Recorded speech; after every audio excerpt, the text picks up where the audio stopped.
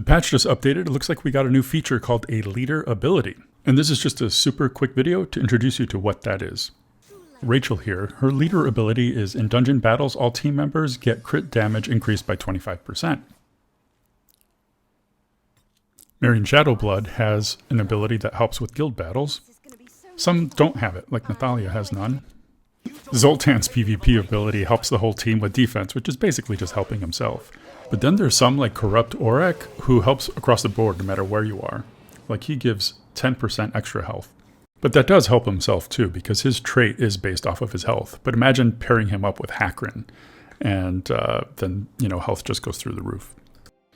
In my guild battle, I didn't need extra crit that Evelyn Firstdawn is giving, so I switched it out to Marion Shadowblood, who in guild battles gives all team members attack increased by 15%. But let's say that I switch this out with Bulin. It's only in dungeon battles. You see it turns gray, so it'll let you know that you're not going to get the buff. Or like Halia, who has no leadership abilities, even though she always goes first. While she is helpful, you obviously don't want to have her in that leader spot. I was wondering if any of them gave a speed boost. I clicked through about half of them. I haven't found any yet that give one.